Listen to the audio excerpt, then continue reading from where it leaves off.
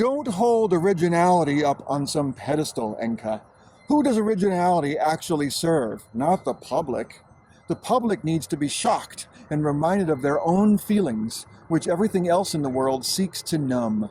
Whatever the purpose of art is, it isn't to be original for originality's sake.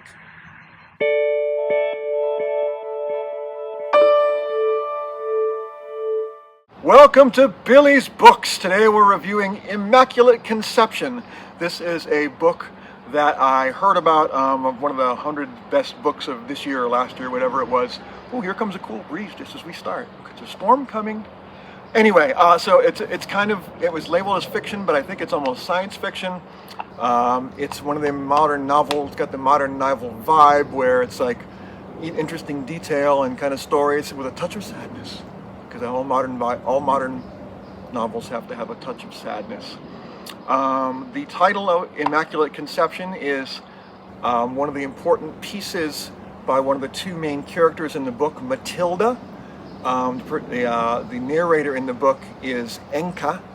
Matilda is an artistic genius, Matilda is an artistic genius, and her friend Enka is a pretty good artist, but not the genius that is the celebrated Matilda.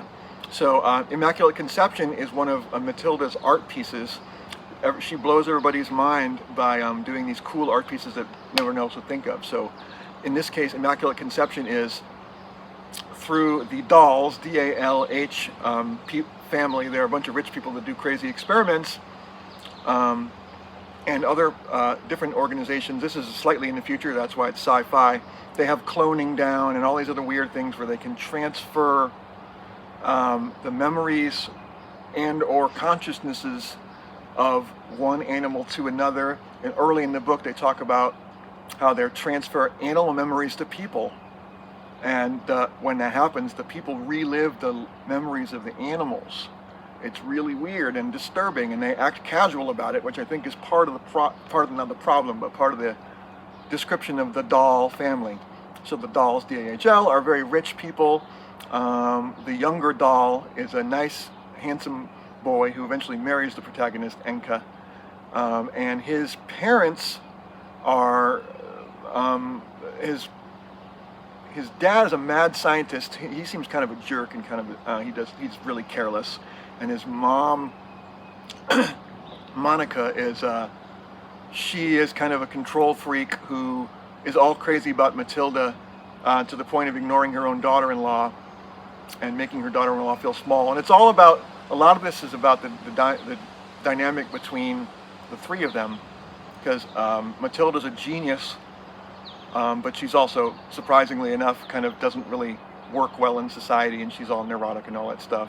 And our Enka, our narrator, is more of a normal person, and she's attracted to Matilda, whereas everyone else early on is scared of her. A lot happens. It's a very complicated thing, but there's some interesting things. So the Dalhs are so rich that they have an entire block in the Upper East Side of New York City that they, using technology, they use stuff to make it look at. They have an invisibility cloak where it looks like an empty lot. So and it's so scary looking, but like it looks like there's like needles and stuff on the ground. So everyone really avoids it, because if they walk up close to it, it's a building. Somehow that works. It seems a bit far-fetched, but hey, it's science fiction. Logan Dalh, who is the young, handsome Dalh that our protagonist marries, he has one system called the scaffold device. That's the one I was talking about, that transfers animal memories to humans' bodies and stuff. His dad, whatever, I don't remember what his last name is, but his Dalh, he's been doing cloning experiments, and eventually at some point they sort of visit his laboratory, and there's like all these three girls who are sort of like, they have like translucent skin, and they do whatever he says, and when they're not doing anything, they just kind of stop, which creeps her out. And he's like a real, and like, you know, and Matilda has all these problems because she decides to be part of one of his experiments, which I won't explain now, it's really complicated. But when she starts having reservations or complaining about things going wrong, he's like, oh, whatever, you don't want to be you want to be this, you know, you just want to take away all the problems and just be just take the good parts of your life and, get rid of all the stuff that makes you unhappy. A glass, steel, and wood structure abruptly comes into view. A nervous-looking young man paces outside the door. "Hi, I'm Gunther. I'll be the main technician operating on you today," he says to Matilda. "Operating," I say in confusion. "Dunny, what have we said about inflammatory language?" Francis admonishes him. "Right, sorry. No operating, but administering. Follow me." Meanwhile, early on, all the artists involved they also address the AI issue. For them, during this, while they're still students, they encounter this. Suddenly there's this big news that Caltech has built this weird art app where it generates entire art projects based on people's ideas.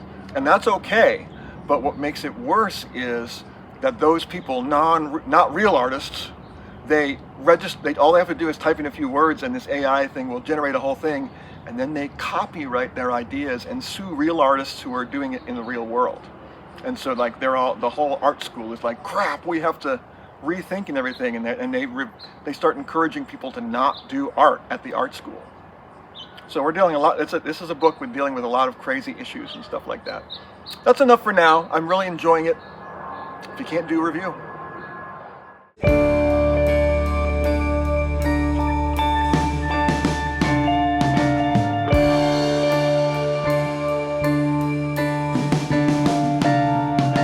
What you gonna do when the satellites drop, when the satellites drop, when the satellites